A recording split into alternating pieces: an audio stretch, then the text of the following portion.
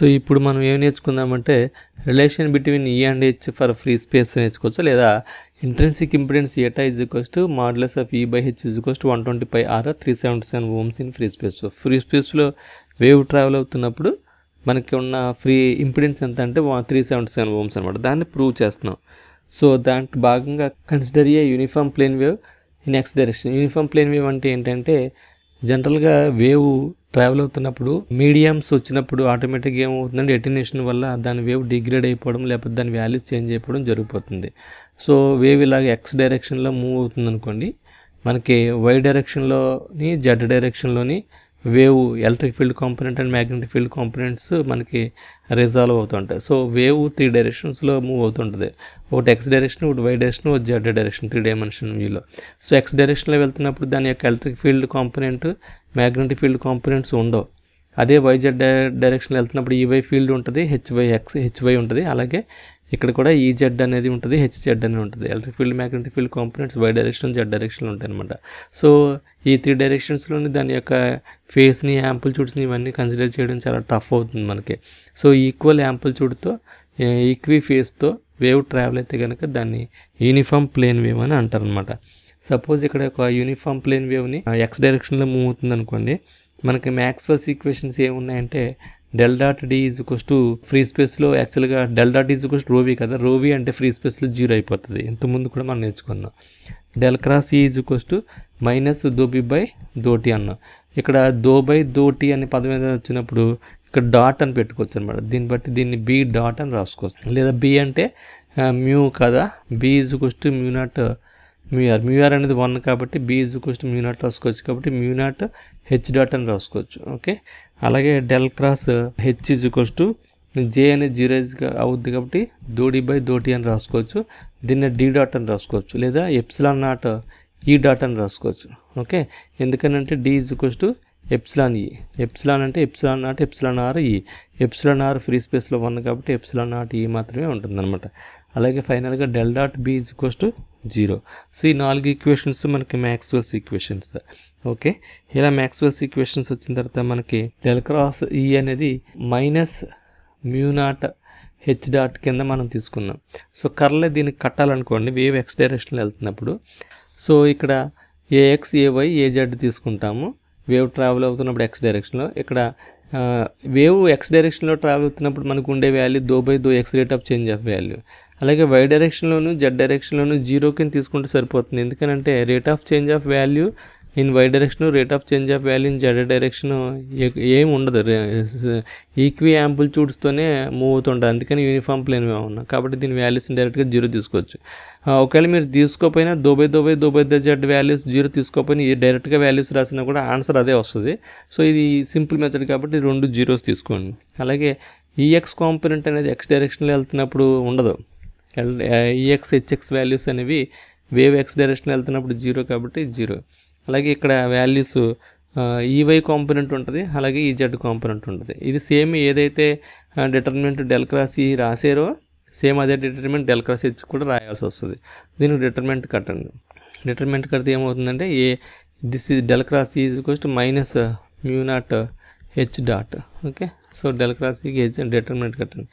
AX into 0 ఈ line తీసేస్తే 0 ఈ 0 ఈవై ఈజెడ్ ఉంది, 0 ఈవై ఈజెడ్ మైనస్ ఏవైని తీసుకుంటే దో బై దో ఎక్స్ 0 ఈజెడ్. అలాగే ప్లస్ ఏజెడ్ తీసుకుంటే కనుక దో బై దో ఎక్స్ 0 ఈవై. సో ఇలా తీసుకుంటాం, ఇది 0 అయిపోతుంది a x value. Okay, minus a y అంటే దో ఇంటూ ఈజెడ్ బై దో ఎక్స్, దో ఇంటూ ఈజెడ్ బై దో ఎక్స్ ప్లస్ ఏజెడ్ ఇంటూ దో ఈవై బై దో ఎక్స్, ఇది 2 మల్టిప్లై చేస్తే. ఓకే, సో ఫైనల్గా ఈ వాల్యూ అనేది లేదు. మైనస్ ఏవై దో ఈజెడ్ బై దో ఎక్స్ ప్లస్ ఏజెడ్ దో ఈవై బై దో x is equals to minus mu naught into H dot అంటే H is equals to H x a x plus H y a y plus H z a z. H dot అంటే ఏంటి, దో H x value component 0 కాబట్టి ఇది రాయక్కర్లేదు. ay into దో H y by దో y by H dot అన్నాడు కాబట్టి దో హెచ్వై బై దోటి ప్లస్ దో హెచ్జెడ్ బై దోటి. Okay, so with respect to time రాసుకోవచ్చు. సో దీన్ని μ0 ఇంటూ దో హెచ్వై బై దోటి ప్లస్ మైనస్ μ0 ఇంటూ దో హెచ్జెడ్ బై దోటి. ఓకే, సో ఇక్కడ దీని వాల్యూస్ ఏమవుతుందంటే ఇది ఏవై, ఇది ఏజెడ్. ఓకే, ఇలా రాసుకోవచ్చు. దీన్ని బట్టి వై కాంపోనెంట్స్ని హెచ్ కాంపోనెంట్స్ని ఈక్వేట్ చేయాలి. సో మైనస్ ఏవై దో ఈజెడ్ బై దో ఎక్స్ ప్లస్ ఏజెడ్ ఇంటూ దో ఈవై బై దో X equals to minus mu into దో హెచ్వై బై దో t into a y bar plus దో మైనస్ మ్యూ కామన్ తెద్దాం దో ఏజెడ్ ఇంటూ దో హెచ్జెడ్ బై దో టీ. ఓకే, ఇలా తీసుకుందాం. సో ఇక్కడ ఈక్వేట్ చేస్తే ఏమవుతుందనంటే మైనస్ మ్యూ దో హెచ్వై బై దో t into a y bar minus mu a z bar దో హెచ్జెడ్ బై దో t. Okay, so is equals to minus a y దో ఈజెడ్ బై దో ఎక్స్ ప్లస్ ఏజెడ్ ఇంటూ దో ఈవై బై దో ఎక్స్. సో ఏవై కాంపోనెంట్స్ని equate చేస్తే minus a y దో E z by దో X equals to minus mu దో హెచ్వై బై దో t into a y bar. So దీన్ని బట్టి మనకి మైనస్ మైనస్ క్యాన్సిల్ అయిపోతుంది, ఏవై క్యాన్సిల్ అయిపోతుంది. దేర్ఫోర్ దో ఈజెడ్ బై దో X equals to mu into దో హెచ్వై బై దో t. Okay, this is the equation 1. And similarly ఇది ఈక్వేట్ చేస్తే ఏజెడ్ దో ఈవై బై దో X equals to minus mu a z దో హెచ్జెడ్ బై దో టీ. సో దీంట్లో ఏజెడ్ క్యాన్సిల్ అయిపోతే దో ఈవై బై దో X equals to minus mu దో హెచ్జెడ్ బై దో టీ. ఓకే, ఈ ఈక్వేషన్ అనేది సెకండ్ ఈక్వేషన్. సేమ్ ఇదే యాక్చువల్గా మీరు ఇదే సిచ్యువేషన్ ఎలా చేయాలంటే డెల్ క్రాస్ హెచ్ కూడా చేయాలి. Del cross H equals to a x ఏవై a z, అలాగే దో బై దో ఎక్స్ వాల్యూ ఉంటుంది, వైజెడ్ వాల్యూస్లో చేంజ్ లేదు. అలాగే ఇక్కడ హెచ్ఎక్స్ కాంపోనెంట్ ఉండదు, ఇక్కడ హెచ్వై హెచ్జెడ్ ఉంటుంది. దీనికి డెట్ కడతారు, డెట్ కట్టి సేమ్ ఇదే ఫార్మాట్లో లాగితే మనకు వచ్చే వాల్యూస్ నేను ఇక్కడ చేయట్లేదు, డైరెక్ట్గా దీన్ని బట్టి రాసేస్తున్నాను. చూడండి ఎలాగో దో హెచ్జెడ్ బై దో ఎక్స్ ఈక్వల్స్ టు మ్యూ బదులు ఎప్సిలాన్, మ్యూ ఉంటే ఎప్సిలాన్ రాయాలి, ఎప్సిలాన్ ఉంటే మ్యూ రాయాలి. ఫ్రీ స్పేస్ కాబట్టి ఎప్సిలాన్ నాట్ రాయొచ్చు. ఎప్సిలాన్ నాట్ ఇంటూ దో ఈవై బై దో టీ.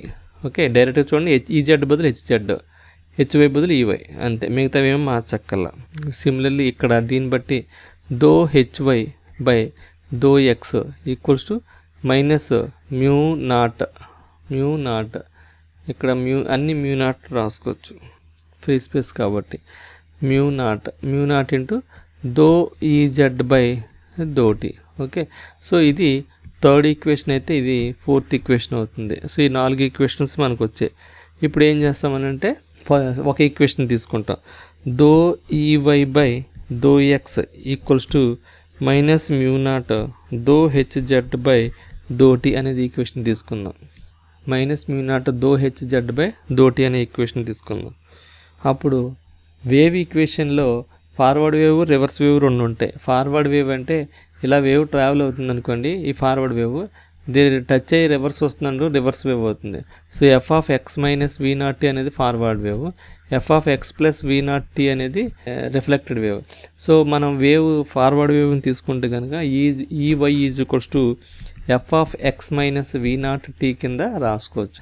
దో హెచ్జెడ్ బై దో టీ ఈజ్ ఈక్వల్స్ టు దో హెచ్జెడ్ బై దో టీ, దో హెచ్జెడ్ బై దో టీ, దో హెచ్జెడ్ బై దో ఎక్స్, సారీ దీన్ని ఈ విధంగా రాయొచ్చు కదా, దో హెచ్జెడ్ బై దో X equals to minus epsilon naught దో ఈజెడ్ బై దో టీ, దో హెచ్జెడ్ బై దో X equals to minus epsilon దో ఈవై బై దో టీ.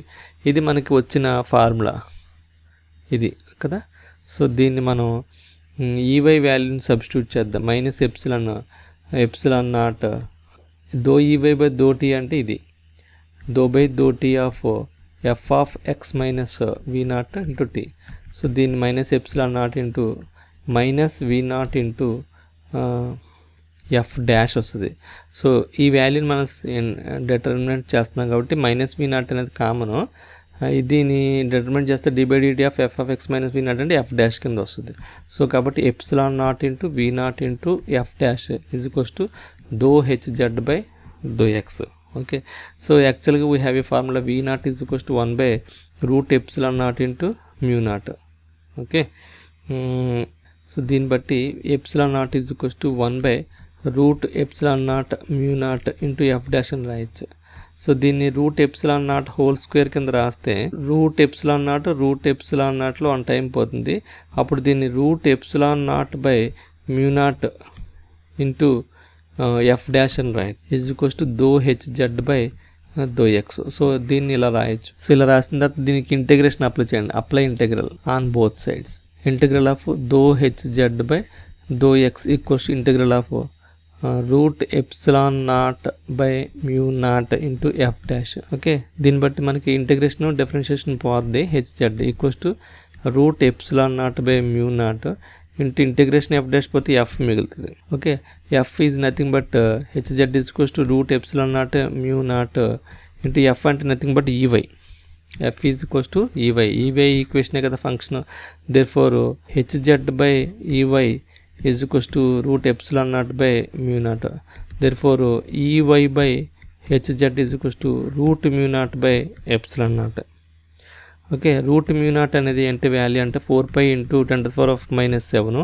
ఎప్సిలాన్ నాట్ అంటే 8.854 ఇంటూ 10⁻⁻12. సో ఈ రెండు క్యాలిక్యులేట్ చేసి ఈక్వేట్ చేస్తే మనకు వచ్చేది 377 ఓమ్స్ ఆర్ 120 ఇంటూ π. దీన్ని బట్టి ఈవై బై హెచ్ జెడ్ అనేది ఇంట్రిన్సిక్ ఇంపిడెన్స్ అనమాట ఇన్ ఫ్రీ స్పేస్. సో ఈ విధంగా మీరు సింపుల్గా ఈ బై హెచ్ ఫార్ములాని ఎగ్జామ్లో రాయొచ్చు అనమాట. యాక్చువల్గా ఇది 2 పేజీల డెరివేషన్ ఉంటుంది. మీరు ఇట్లా రాస్తే కనుక త్వరగా అయిపోతుంది. యాజ్ వెల్ యాజ్ మార్కులు కూడా మీకు పూర్తిగా పడతాయి అన్నమాట. Thank you very much.